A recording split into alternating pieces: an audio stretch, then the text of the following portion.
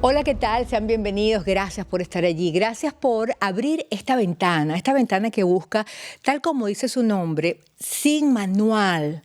Busca abandonar los estereotipos, busca hablarnos de cosas importantes, busca de una u otra manera actualizarnos de cara a la ciencia, la tecnología y la salud. En el pasado, pues pensábamos que, si te ocurría algo negativo, es que tengo mala suerte, es porque me pasa esto.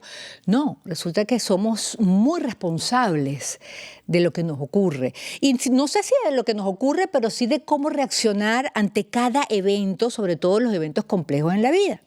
Otra cosa importante que en este capítulo, por eso quiero que no te lo pierdas, vamos a hablar, es que paradójicamente, hoy en día, la ciencia nos lleva o nos ayuda a ir al origen, a ir al pasado, pero ubicándonos en el mejor de los mundos. Me explico. Ir al origen, ir al pasado, a través de la tecnología podemos protegernos de radiaciones a las que estamos expuestos hoy en día, de todas las consecuencias del estrés, de todas las consecuencias de eventos tóxicos, de alimentos, de ultraprocesados que no existían en el pasado. Pero además, por eso digo que estamos en el mejor de los momentos, nos informa acerca de la responsabilidad que tenemos de cara a nuestra salud. Cuando yo era pequeña, salíamos a pasear mamá, papá, mi hermano y yo en un carro. Mi mamá y mi papá fumaban y el vidrio iba arriba cuando salíamos en la noche. Por eso yo amo el olor al cigarro en un carro, yo no fumo. En aquel momento, hace 40 años, no se sabía que nos estábamos matando todos, porque fumar hace tanto daño y más tienes unos niños en un carro y llevas la ventana arriba porque hace frío.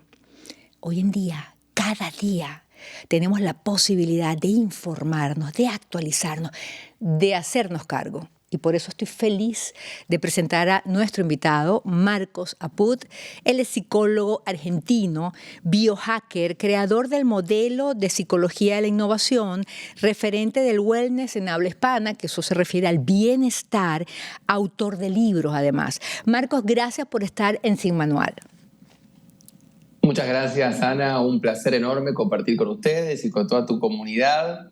Y adhiero completamente a lo que fue tu introducción, especialmente esto de tomar responsabilidad. Estamos en un momento maravilloso porque hay un gran despertar con respecto a todo lo que podemos hacer para tomar soberanía en la gestión de nuestra salud y no delegarla en manos de nadie. Es decir, si bien, por supuesto, existen, y gracias a Dios que existen, ¿no? Los médicos que están aquí para curarnos, para sanarnos, para guiarnos.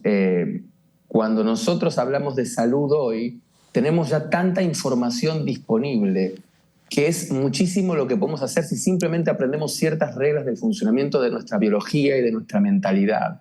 Entonces allí es donde verdaderamente empezamos a responsabilizarnos de nuestro destino, ¿no? Y de hacia dónde estamos llevando el barco de nuestra vida. Así que Total. Es un gran momento con muchísima información disponible, en donde también hay que hacer un gran trabajo para discernir, ¿no? Para distinguir claramente la información que es relevante de la que no, la información que proviene de una buena fuente de la que no, pero a fin de cuentas tenemos muchísima información disponible para poder tomar esa responsabilidad sobre nuestra salud y guiar a nuestra vida hacia el mejor puerto.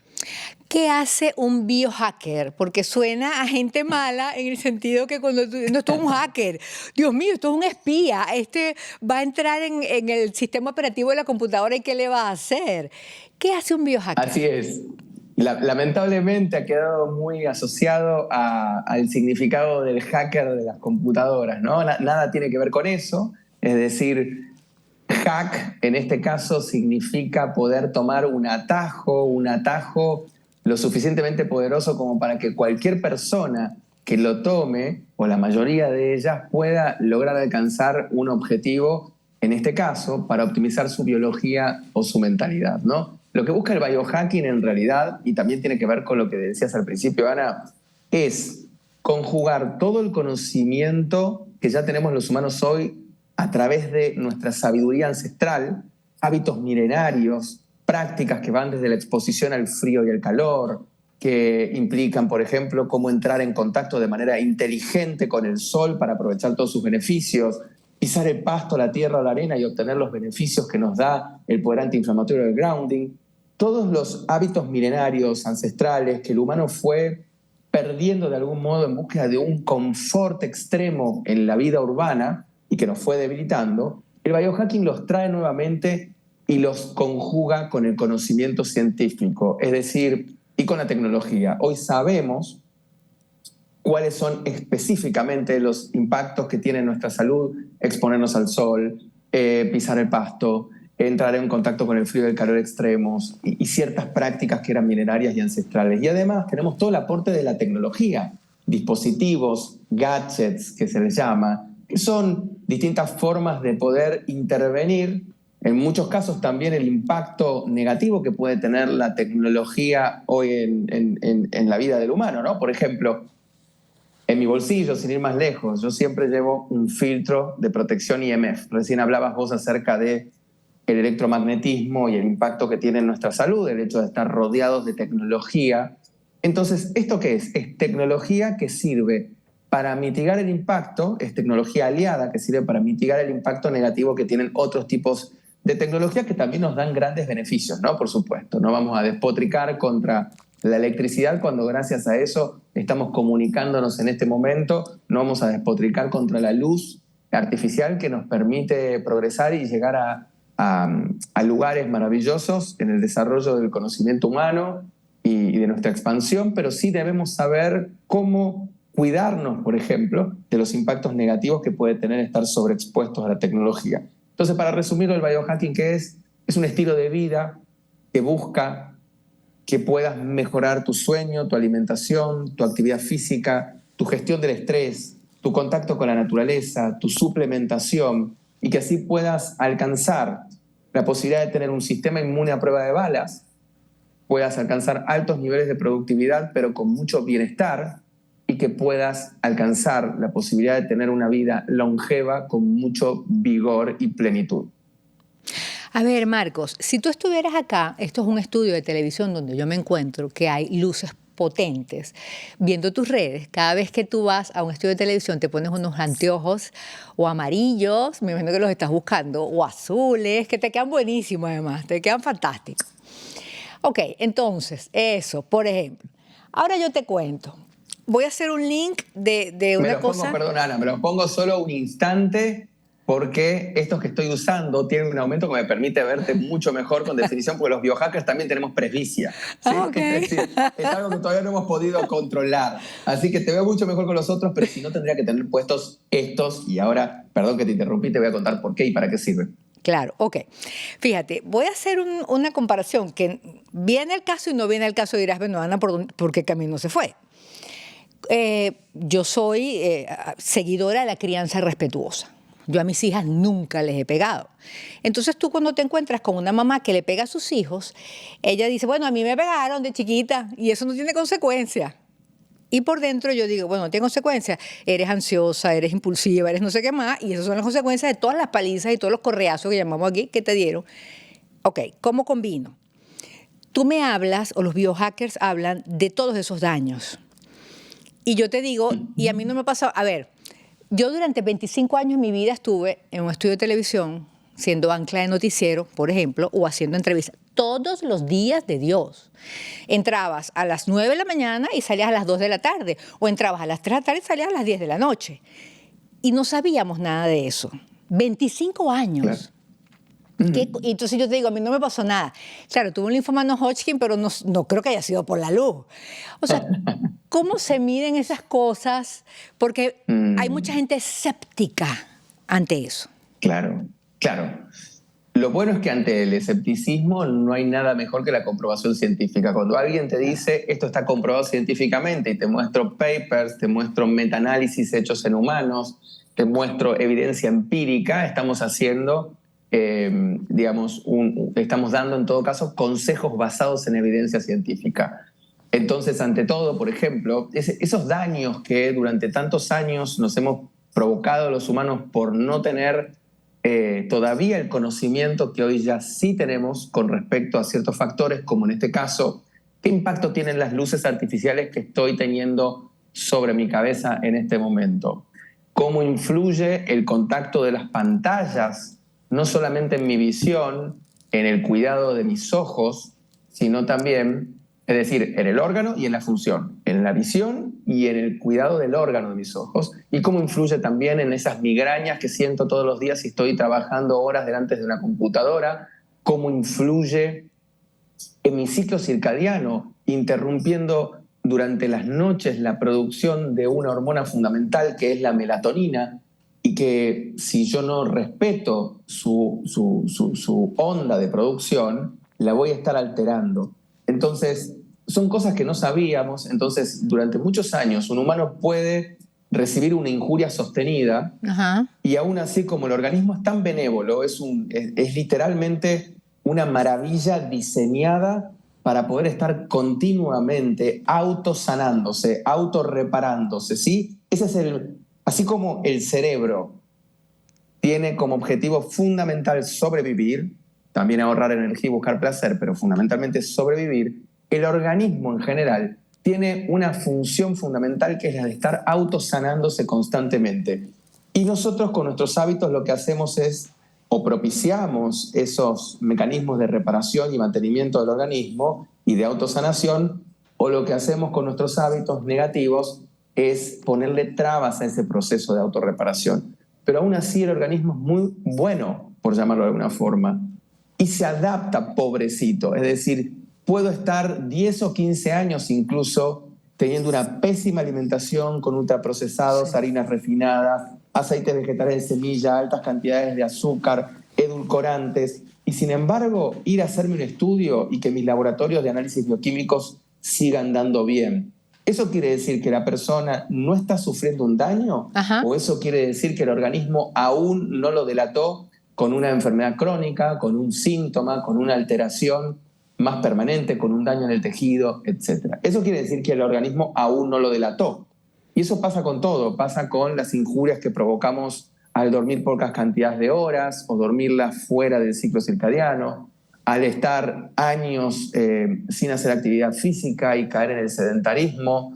Entonces, o la desconexión misma con la naturaleza. Las personas que, Ana, hay personas que a mí me dicen que desde hace años que no se sacan sus zapatos o sus zapatillas para pisar 10 minutos el pasto, que quizás solo tienen contacto con la superficie terrestre cuando están en la playa tomando sol.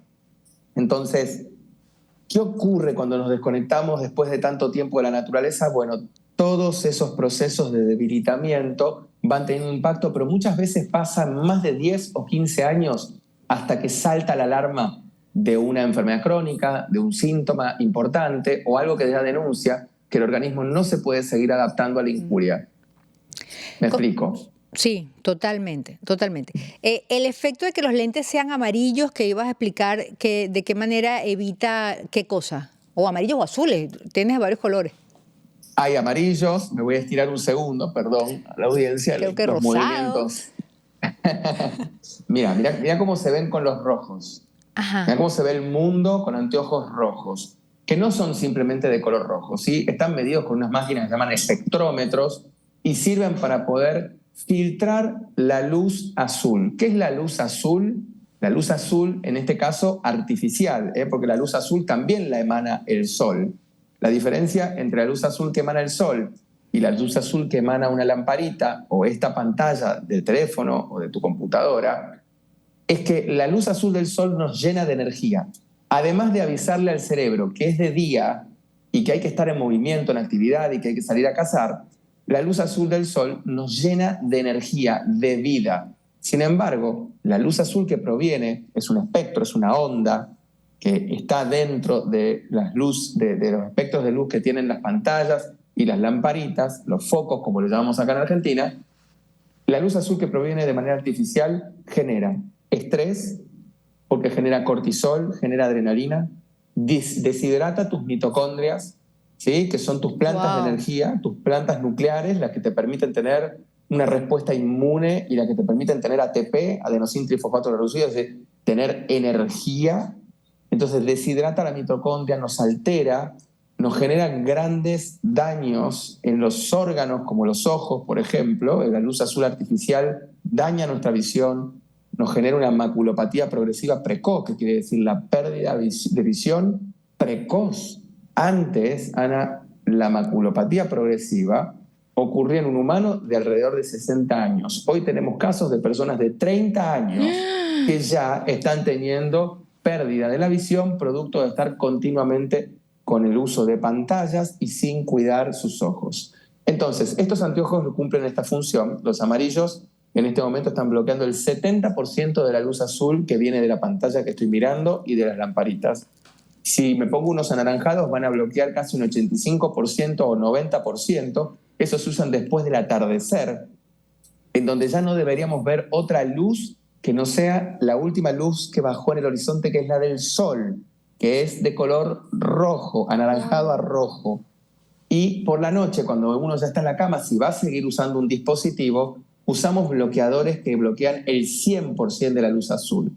Es decir, si yo me pongo esto y veo el mundo de este color, le estoy informando a mi cerebro, por más que me ponga una pantalla acá pegada en la cara, que no lo recomiendo igual, le voy a informar a mi cerebro que igual es de noche, que está oscuro, completamente oscuro, no hay luz azul y voy a empezar a secretar melatonina, que es la hormona que necesito para poder dormir.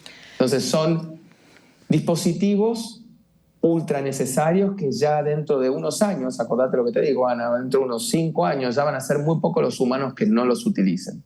Wow, qué interesante, Marcos. Y durante toda esta explicación has mencionado al ciclo circadiano, a las horas de dormir, y de cara a volver al origen, pues sí, en la caverna, supongo yo, caía el sol y era a dormir, a descansar hasta el día siguiente, cosa que no ocurre ahora. En tus publicaciones, y recomiendo especialmente la cuenta de Marcos porque es súper interesante toda la información que comparte y aparece allí, se lo tenemos apuntado.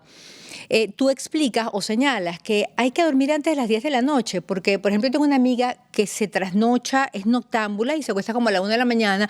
Me dice, bueno, Ana, pero yo igual duermo las 7 horas porque me paro entonces a las 8, a las 9, a las no sé qué hora, a las 10. Pero tú explicas que no, porque hay horarios en los cuales el organismo produce ciertas hormonas. Quisiera que lo compartieras con la audiencia. Claro que sí, claro que sí. Nuestro ciclo circadiano, para explicarlo en sencillo, es nuestro reloj biológico. Lo regula un reloj maestro que se llama núcleo supraquiasmático, Especialmente se regula con la luz, también se regula con el movimiento y también se regula con la ingesta, ¿sí? Repito, ¿qué le dice a mi cerebro que es de día o que es de noche y a todos mis órganos? La luz barra luz versus oscuridad, el movimiento, quietud versus movimiento con cierta intensidad, y la ingesta.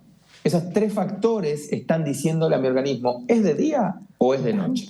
Entonces, para todos nosotros tenemos, por supuesto, un ciclo circadiano, hay un montón de ritmos metabólicos y fisiológicos que ocurren. Por ejemplo, hoy a las 8:30 am, tanto Ana, vos como yo, tuvimos nuestro pico de cortisol. Todos los días de nuestra vida, alrededor de las 8:30, tenemos nuestro pico de cortisol, que es la hormona del estrés. Que ¿Para qué me sirve? Para poder salir al mundo, levantarme de la cama y empezar a enfrentar un día que tiene muchas cosas que están esperando allí. Entonces, esa hormona que se empieza a disparar a las 4 a.m., un momento en el cual muchas personas se levantan en medio de la noche y dicen, Marcos, me levanto en medio de la noche y tengo calor y me destapo. Claro, 4 a.m. se empieza a disparar tu cortisol y ya después me cuesta dormirme.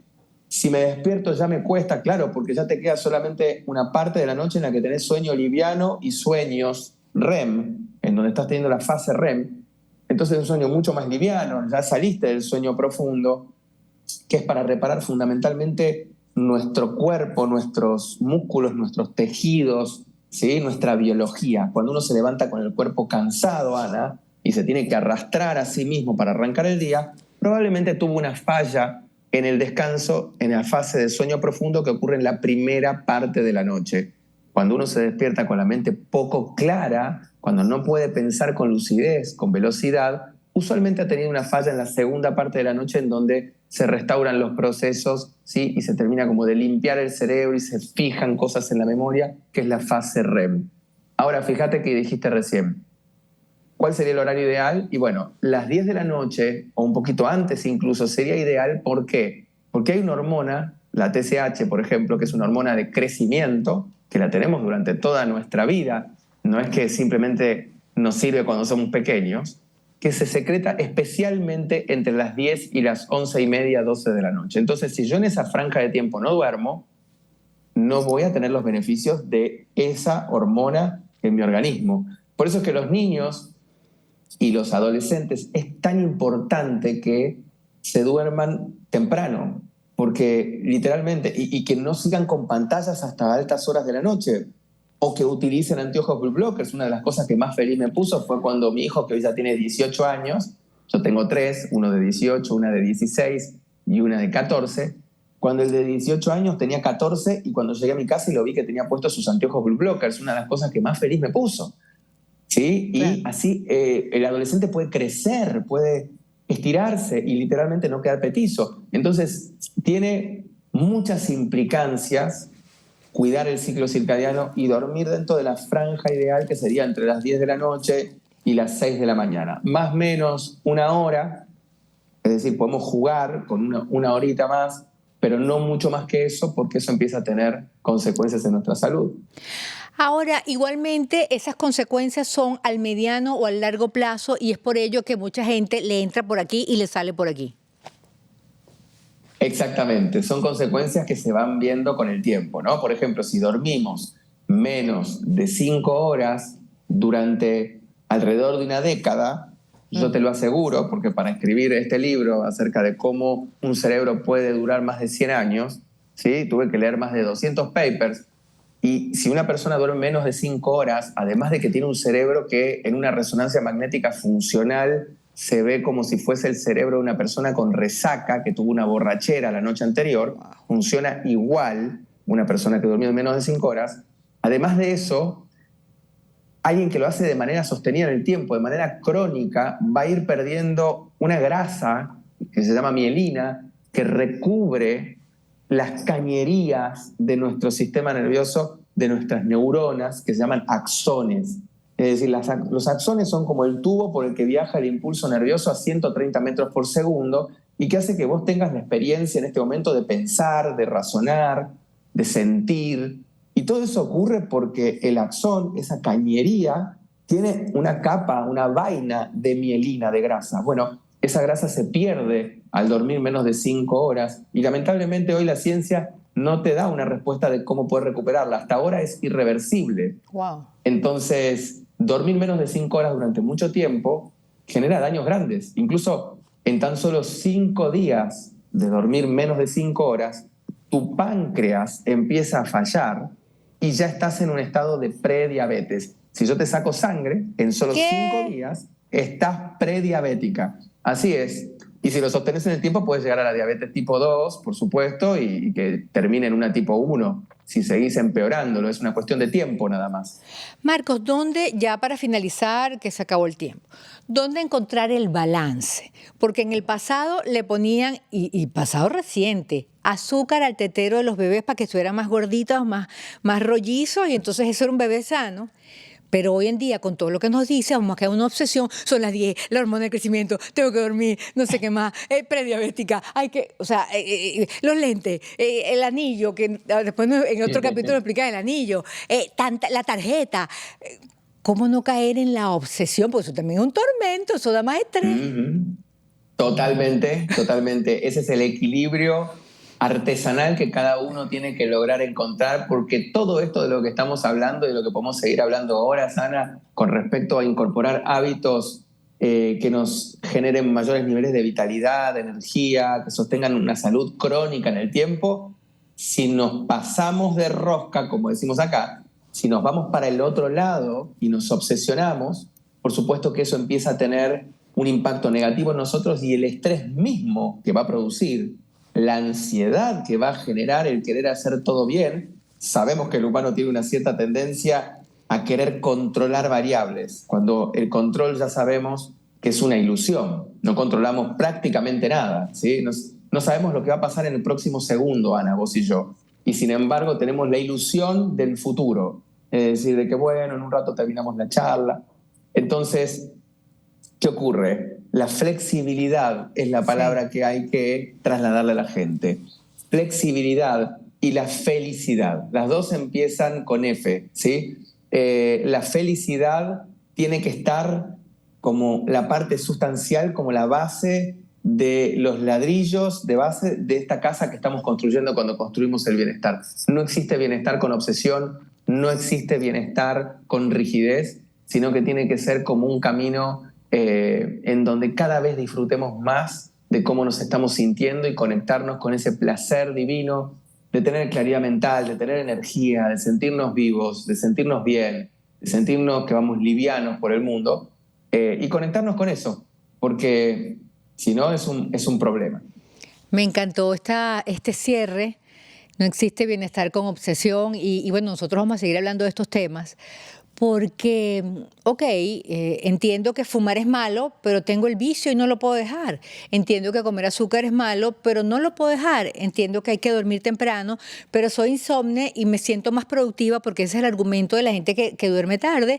Yo soy muy productiva en la noche y no soy productiva en el día. La razón me dice lo que tú informas. Ahora, mis hábitos me llevan por otro camino. En el próximo capítulo, como usted lo quiera ver, si vio primero este o el otro, porque obviamente en YouTube pues usted puede escoger cuál ve, pero vamos a seguir hablando de estos temas porque también está la posibilidad que personas como tú ofrecen, los biohackers, de cambiar esos hábitos, de alinearnos en ese camino hacia la salud y la longevidad. Marcos, muchísimas gracias por este capítulo. A ti, Ana. Un beso grande. Gracias, igual. Y bueno, por supuesto, muchísimas gracias a todos ustedes. La información es valiosa hoy en día, siempre lo ha sido.